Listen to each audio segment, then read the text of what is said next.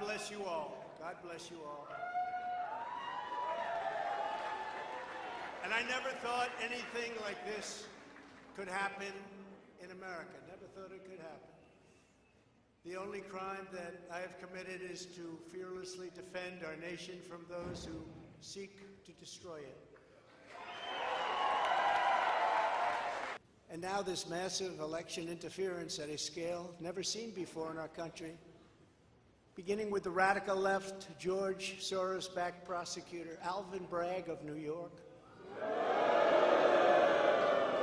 who campaigned on the fact that he would get President Trump. I'm going to get him. I'm going to get him. This is a guy campaigning. He wanted to get President Trump at any cost, and this before he knew anything about me, didn't know a thing about me. He was campaigning. As it turns out, virtually everybody that has looked at this case, including rhinos and even hardcore Democrats, say there is no crime and that it should never have been brought. Never have been brought. Everybody. Even people that aren't big fans have said it. They said this is not the right thing to do. They're the lowest ranking patriot. But now they have really stepped up their efforts by indicting the 45th President of the United States, who received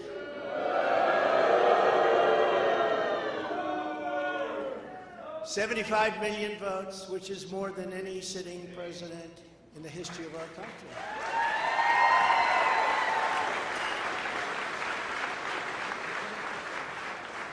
And in the wings, they've got a local racist Democrat district attorney in Atlanta who is doing everything in her power to indict me over an absolutely perfect phone call, even more perfect than the one I made with the president of Ukraine. Remember, I kept saying that's a perfect call.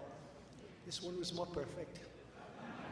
Nobody said, sir, you shouldn't say that. Many people on the phone or hung up in disgust because of something I inappropriately said, because nothing was said wrong. In fact, at the end of the call, we agreed to continue our conversation about election fraud, and election fraud specifically in Georgia at a later time. Many people on the phone, including lots of lawyers, nobody found anything wrong with that perfect call until a book promotion tour many months later. All of a sudden they say, you know, I remember Trump making a call.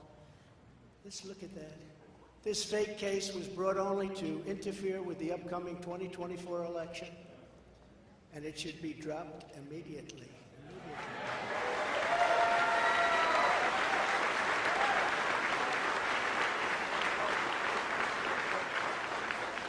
Then you have a radical left lunatic known as a bomb thrower who is harassing hundreds of my people day after day over the boxes hoax. You know, the boxes hoax, as we call it.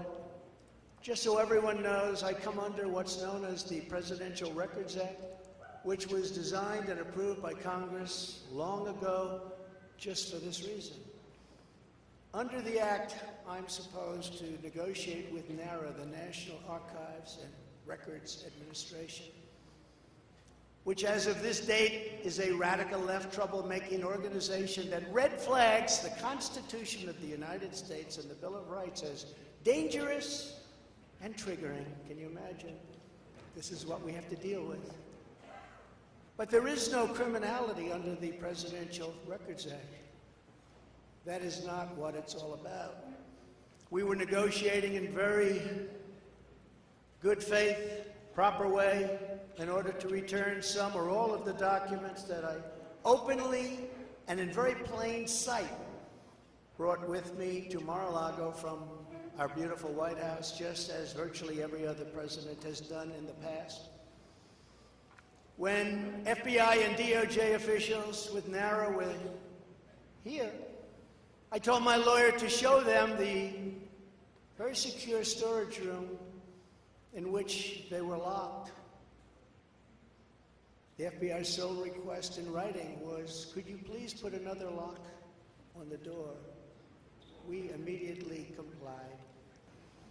Lastly, I'm under investigation This time a civil investigation by another racist in reverse, who also campaigned on, "I will get Trump. I will get him." This was her campaign. Never ran for office. "I will get him."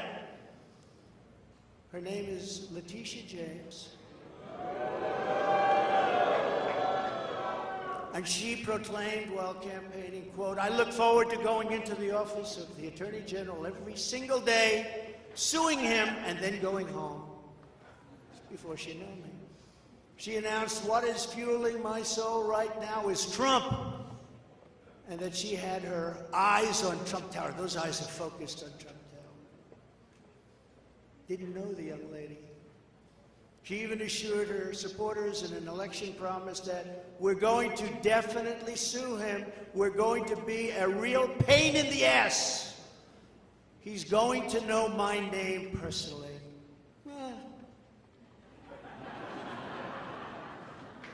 And then she claimed that I was an illegitimate president. Think of it. With all we did on energy, with all we did on the military, on taxes, biggest tax cuts in history, biggest regulation cuts in history, right to try, people able to get drugs now that aren't approved. Hopefully you don't have that problem. Letitia James vowed to use every area of the law to, quote, investigate President Trump and his business transactions. Those transactions are going to be investigated, she said. And that of her family and his family. Because we're going after his family, and we're going after them hard. This is all before entering office and all before knowing anything at all about me. But she's going to get me. This is why, along with unrelenting crime, so many people and companies are leaving New York. She said that I falsified my financial statements, but in fact we're proving and will prove that my financial statements were substantially more than we submitted, not less. And in all cases have a strong disclaimer clause in them which tells the institutions that may look at that if they want to, not to rely on the statement. But they've got a problem with their case because, number one, I'm very underleveraged. They can't believe it. All the stuff they read and gave. And have very little debt relative to the value of assets.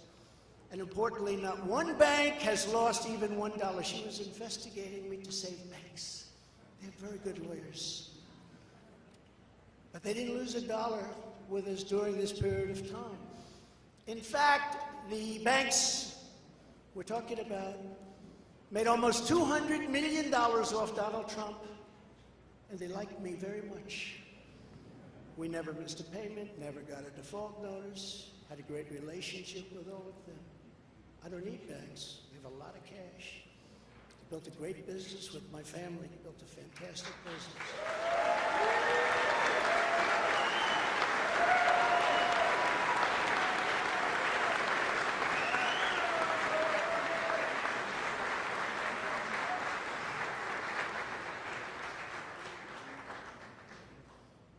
I have a son here who's done a great job, and I have another son here who's done a great job.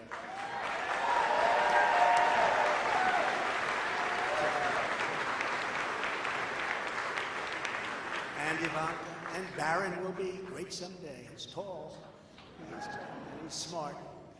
But I have a great family, and they've done a fantastic job, and we appreciate it very much. They've done it.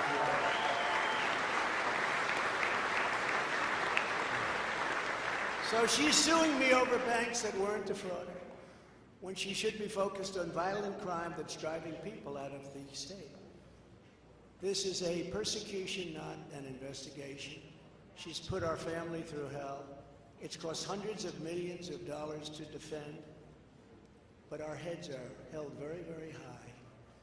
They want to settle the case, but I want no part of that. So here we are now. It's where we were today, in a city that was so great just 4 or 5 years ago. But now we're there, Spent time there today, as you possibly read, with a local failed district attorney charging a former president of the United States for the first time in history on a basis that every single pundit and legal analyst said, there is no case. There's no case. They kept saying, there's no case.